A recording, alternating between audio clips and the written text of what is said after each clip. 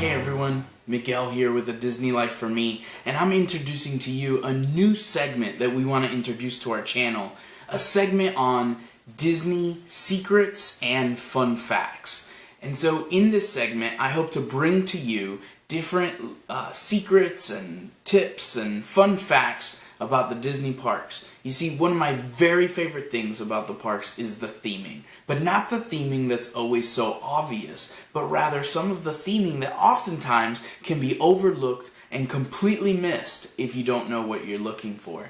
And so one of the lessons that I've learned from going to the Disney parks so often is that you always want to be looking up, down, and all around, because the Imagineers never do anything by mistake. They're always very intentional in the details that they're adding.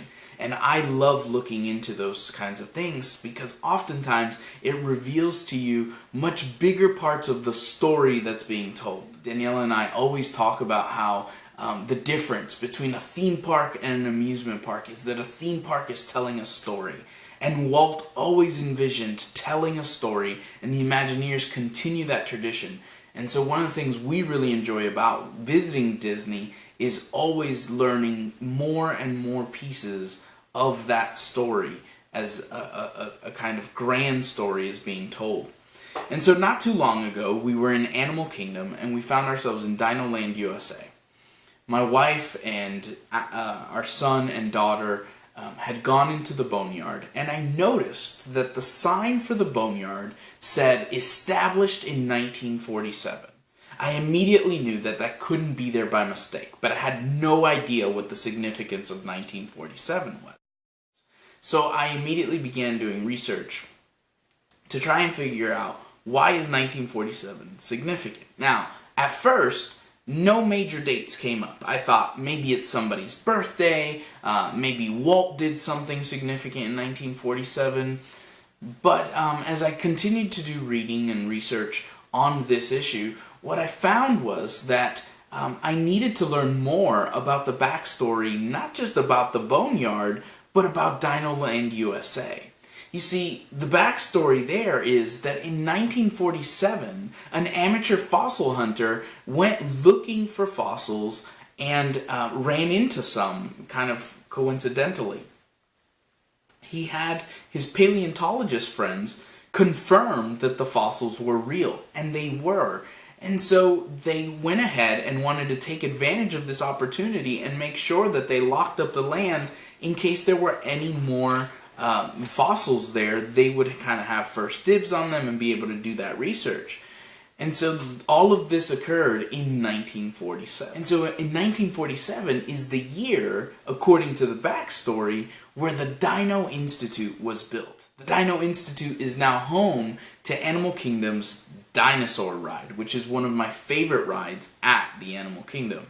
And you'll notice a few things that kind of hint to you that something major happened in this small town of Diggs County. And some of the hints of that are, for example, you see Chester and Hester, their name on some of the signs. Chester and Hester were a couple who was there before kind of the big boom happened.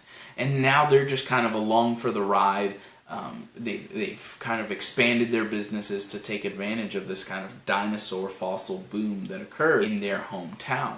But one of the other things that you'll see, which is part of the backstory, is Saurus added to a few of the signs, like Restaurantosaurus. And the idea behind that is that as fossils were being found, you started to have college interns go to this particular area to start helping in that process as they were seeking their degrees. And so as you have these college interns there, as college interns can sometimes do, they started to play some practical jokes. And one of the things that they did was adding the letters that spell out Saurus at the end of some of these signs. And so probably most easily seen and most well recognized is the restaurant that is there in Dinoland, USA, that is called Restaurantosaurus. Anyway, I hope that this was new information for you. I'd love to hear if you were aware of some of this backstory.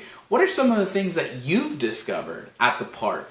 I'd love to be able to do some videos on some of the information that you guys have found out. But also, if you've been at the park or you're at the parks and you come across some things that you can't quite make sense of, I'd love to hear about it, and I'd be willing to do that research so that we can know more about that story that the parks are telling.